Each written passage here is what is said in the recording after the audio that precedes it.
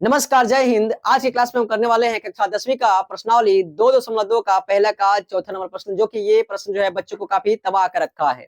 तो हमारे साथ बिल्कुल बन रही है और जुड़ रही है, इसको बिल्कुल आसान तरीके से हम करने वाले हैं।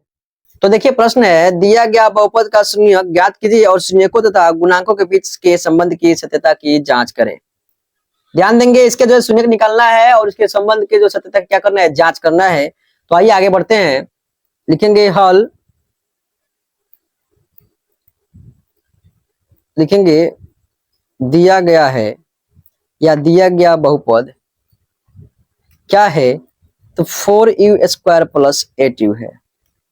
इसमें एक कॉमन लेना पड़ेगा सबसे पहले आपको। तो इसमें कॉमन हम किस प्रकार से लेंगे, एक छोटा सा टिप्स से समझ लेते हैं। देखिएगा ध्यान से, इस 4u² को तोड़ेंगे तो क्या आएगा, यहाँ पे आप लिख सकते हैं इसको, यहाँ पे 2 इंटू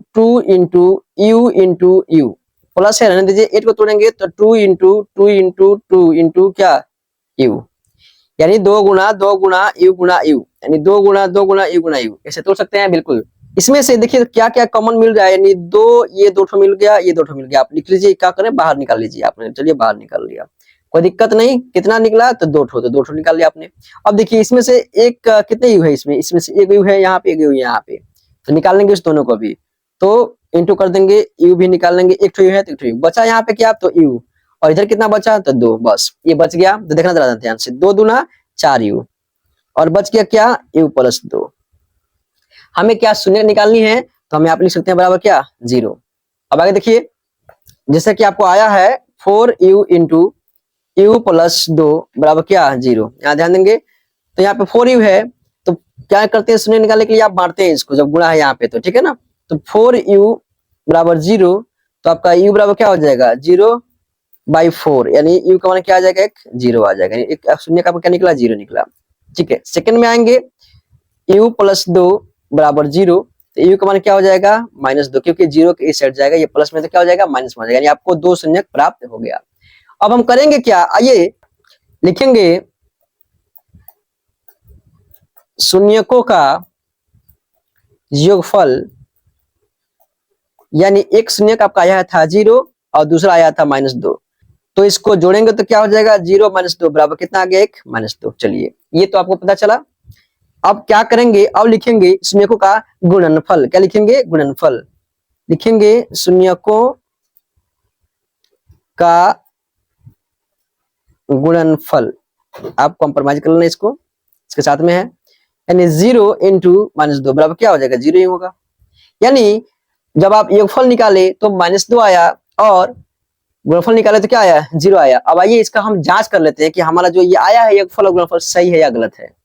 तो यहाँ पे लिखेंगे पुनः प्रश्न से, ध्यान देंगे, पुनः प्रश्न से, तो प्रश्न से क्या लिखेंगे यहाँ पे,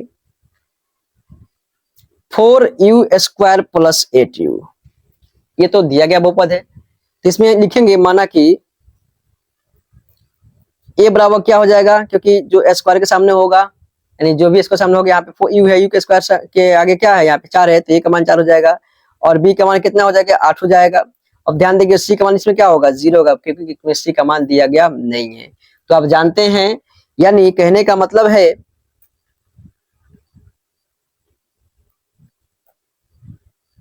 कि चूंकि शून्यकों का योगफल यानी अल्फा प्लस बीटा क्या होता है, -b/a होता है। ध्यान देंगे आप, तो b का मान 8 है, तो -8 बटा a का मान 4 है, तो 4 दूना 8, यानी अल्फा प्लस बीटा का मान क्या आ गया, -2। ध्यान देंगे, अब यहाँ पे हम कर लेते हैं इधर।